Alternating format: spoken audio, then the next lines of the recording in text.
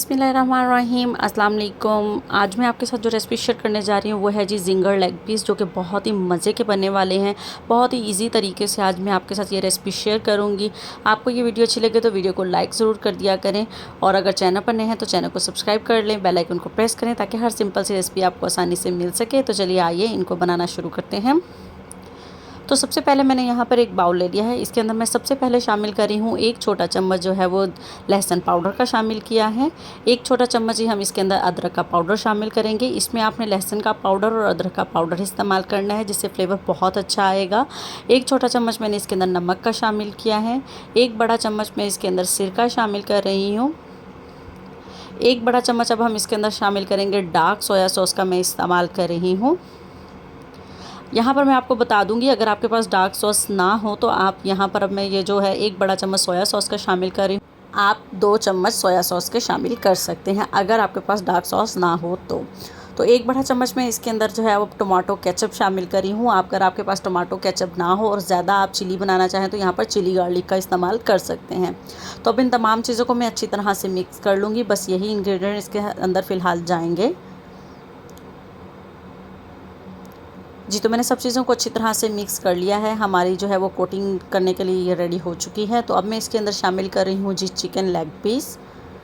Ginger leg piece मैं आज आपके साथ शेयर कर रही हूँ। तो मैं यहाँ पर 6 लेग पीस का इस्तेमाल कर रही हूँ। कोई कट नहीं लगाना है हमें इसके अंदर।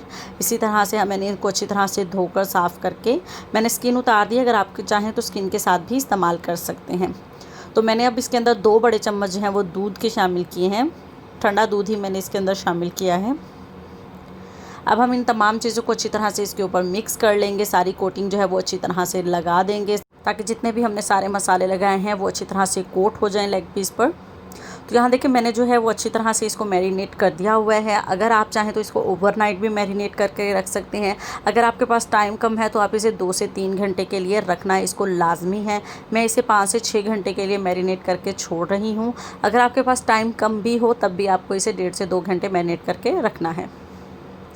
तो यहाँ देखिए मेरे जो है 5 से 6 घंटे हो चुके हैं। अब मैंने यहाँ पर ले लिया है जी 1.5 कप मैदा। 1.5 कप मैदा लेके उसके अंदर मैं 3 चम्मच जो है वो कॉर्नफ्लोर के शामिल कर रही हूँ। मैदा अगर कम भी हो जाए ये हमारे पास कोट करते हुए तो आप इसके अंदर तमाम इंग्रेडिएंट्स दोबारा शामिल करके एक दोबारा जो है वो कोटिंग को रेडी कर सकते हैं। तो मैंने 1.5 कप मैदा लिया था, 3 चम्मच कॉर्नफ्लोर के शामिल किए थे। अब 1 चम्मच मैंने इसके अंदर गार्लिक पाउडर यानी लहसुन का पाउडर शामिल कर दिया है। अब मैं इसके अंदर शामिल कर रही हूँ 2 चम्मच जो है वो कश्मीरी लाल मिर्च शामिल कर रही हूँ। कश्मीरी लाल मिर्च ना हो तो आप इसके अंदर पेपरिका पाउडर शामिल कर दीजिएगा। ये बेसिकली हम सिर्फ कलर के लिए डाल रहे हैं। और 1 छोटा चम्मच मैं इसके अंदर पीसी लाल मिर्च का शामिल कर रही हूँ। 1 छोटा चम्मच मैं इसके अंदर नमक का शामिल कर रही हूँ। नमक हमने उसमें भी डाला है, तो नमक अगर आपको ज़्यादा पसंद हो तो आप ज़्यादा डाल लीजिएगा। जितने भी इंग्रेडिएंट्स मैंने इसके अंदर शामिल किए हैं आप अपने टेस्ट के मुताबिक कम या ज़्यादा कर सकते हैं। तो यहाँ मैंने तमाम चीज़ों को अच्छी तरह से मिक्स कर लिया है मैदे में जितने भी हमने पाउडर मसाले डाले थे। अब ये है जी चिकन जो मैंने 5 से 6 घंटे के लिए मैरिनेट करके रखा था। बिल्कुल इसी तरह से इसको अब हम कर देते हैं जी एक साइड पर। तो यहाँ देखिए जो मैदा लिया था मैंने वो रखा है, और एक बाउल में मैंने पानी ले लिया है। नॉर्मल पानी है, यहाँ पर कोई ठंडा या कुछ नहीं है, गर्म नहीं है, लेकिन बस जो बॉटल में आम पानी हम पीते हैं वही वाला पानी ले लिया है। अब आप यहाँ पर देख रहे हैं मैंने बिल्कुल भी वीडियो जो है वो फास्ट फॉरवर्ड नहीं की है। इसी तरह से सबसे पहले आपने इसको लेग पीस को मैदा जो हमने रेडी किया था उसके अंदर कोट करना है। कोट करते हुए आपने इस बात का ध्यान रखना है कि मैदा जो है वो आपकी हथेली के अंदर रहना चाहिए, यानी जो हाथ के साथ आप इसको कर रहे हैं उसी तरह मैदा जो आपके हाथ में रहना चाहिए। बोटी के ऊपर कम से कम टच करना है। अब मैंने इसको डाल दिया है जी पानी में। 30 सेकेंड्स के लिए आपने इसको सिर्फ पानी में छोड़ना है और इसको एक किसी चीज़ की मदद से निकाल लेंगे ताकि हमारा हाथ जो है वो गीला ना हो। तो अब मैं इसको दोबारा जो है वो मैदे के अंदर शामिल कर दूँगी और इसके ऊपर इस तरह से हम मैदा डालेंगे और इसी तरह से इसको घुमाते हुए कोट करेंगे। आपने जो है वो बोटी को मसलना नहीं है, रब बिल्कुल नहीं करना मैदे को इसके ऊपर। और देखिए इस तरह से मैदे को नीचे से उठाते हुए बाउल को, बोटी को जो है वो बाउल के नीचे की तह में टच होने नहीं देना है। तो बस इसी तरह से आपने इसको घुमाते हुए, हाथ में घुमाते हुए, इस तरह से रब नहीं करना है आप लोगों ने। बस इसके ऊपर इसी तरह से मैदे को कोट करते जाना है, घुमाते जाना है अच्छी तरह से। 1 से 2 मिनट आपने इसको तकरीबन इसी तरह से इसके ऊपर कोट करना है ताकि अच्छी तरह से जो अंदर तक जो है वो कोटिंग अच्छे से चली जाए। तो आप यहाँ पर देख रहे हैं कितनी आसानी से मैं इसको कोट कर रही हूँ। बहुत ही ईजी तरीके से हमने इसकी कोटिंग कर ली है। एक्स्ट्रा जो मैदा है वो इस तरह से हम इसको इस तरह से झाड़ कर निकाल देंगे। तो यहाँ पर देखिए कितने अच्छे से इसके क्रम्स बने हैं, जैसे जिंगर पर होते हैं। आप देख सकते हैं इसकी लुक, ये देखें। बिल्कुल भी रब नहीं करना है, वरना जो चिकन की जो स्किन है वो उतरना शुरू हो जाती है।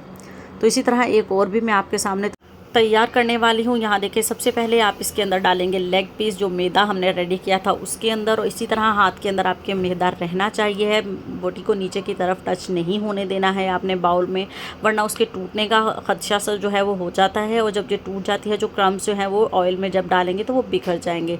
इसी तरह दोबारा पानी में डाला है, 30 से 40 सेकेंड मैंने पानी में रखा है। अब हम इसे दोबारा जो है वो मैदे के अंदर डिप कर देंगे इस तरह से, यानी कोट करने के लिए छोड़ देंगे।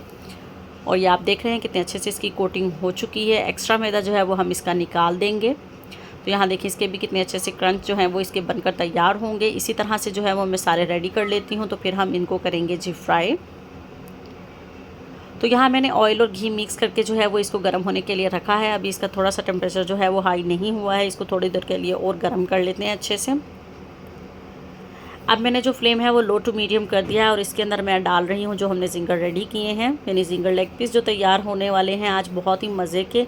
अब मैंने इसके अंदर डाल दिए हैं, ज़्यादा एक ही बार में आप नहीं डालेंगे वरना वो अच्छे नहीं बनेंगे। तो 2 डाल दिए हैं मैंने। इसे 5 से 7 मिनट बाद हम इसकी साइड को चेंज करेंगे। तो यहाँ देखिए 5 से 7 मिनट बाद मैं इसकी साइड को चेंज कर रही हूँ। आप देख सकते हैं कि इसकी जो कोटिंग हमने की है वो बिल्कुल भी अलग नहीं हुई है। अगेन हम इसको 5 से 8 मिनट जो है वो इस तरह से कुक करेंगे अच्छे से। तो अल्हम्दुलिल्लाह जी, यहाँ पर देखिए जी 12 से 15 मिनट लगे हैं इसको अच्छा सा कुक होने में तक, क्योंकि हमारे पास जो जिंगर है वो अंदर से भी अच्छी तरह से कुक होना चाहिए है लेग पीस, ताकि अंदर से कच्चा ना रहे। लो टू मीडियम फ्लेम पर हमने इसको कुक किया है। अब मैं आपको इसकी लुक दिखाती हूँ। तो अल्हम्दुलिल्लाह जी, ये देखें कितने मज़े के हमारे जिंगर लेग पीस जो है वो बनकर तैयार हो गए हैं। इसी तरह से मैं आपको सारे रेडी करके इनकी फ़ाइनल लुक दिखाती हूँ। तो अल्हम्दुलिल्लाह जी, ये है जी फ़ाइनल लुक। हमारे जिंगर लेग पीस जो हैं वो यहाँ पर बनकर तैयार हो चुके हैं, बहुत ही क्रिस्पी क्रंची से बनकर तैयार हुए हैं। उसके साथ मैंने एक डिप सॉस तैयार की है जिसमें मैंने केचप, मेयोनीज़ और मस्टर्ड पेस्ट और हल्का सा सिरका शामिल किया है। बहुत ही मज़ेदार सॉस इसके साथ आप भी तैयार कीजिएगा। उम्मीद करती हूँ आज की रेसिपी आप लोगों को ज़रूर अच्छी लगी होगी। वीडियो अच्छी लगे तो वीडियो को लाइक ज़रूर कर दिया करें। चैनल पर नए हैं तो सब्सक्राइब ज़रूर कर लेना। और मिलते हैं आपके साथ नेक्स्ट किसी अच्छी रेसिपी के साथ। अपना बहुत सारा ख्याल रखिएगा, दुआओं में याद रखिएगा और इस रेसिपी को ज़रूर ट्राई कीजिएगा। अल्लाह हाफिज़।